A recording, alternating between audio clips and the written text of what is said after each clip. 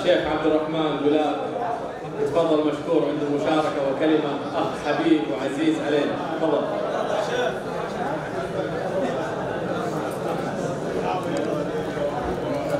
الحمد لله رب العالمين الذي أوضح معالم الحق وبين سبيل المؤمنين وأرشدهم إلى الصراط المستقيم.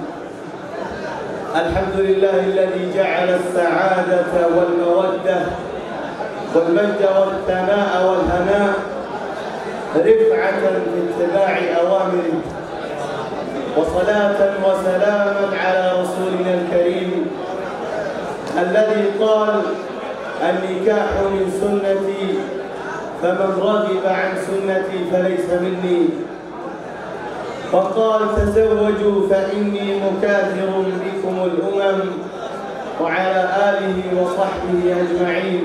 أما بعد، نبارك للأخ الأستاذ علي جوحري في زواج ابنه فراس، ونسأل الله أن يبارك لهما ويبارك عليهما ويجمع بينهما في خير، فقد امتلأ القلب بدعوته فرحا وأنسا وسرورا، ونرجو من الله سبحانه وتعالى أن يبارك في زواجهم وأن يرزقهم السعادة الدائمة ويرزقهم الذرية الصالحة. وننصحهم ونوصيهم ونوصي أنفسنا بتقوى الله في كل قول وعمل، ووفق الله الجميع لما يحبه ويرضاه.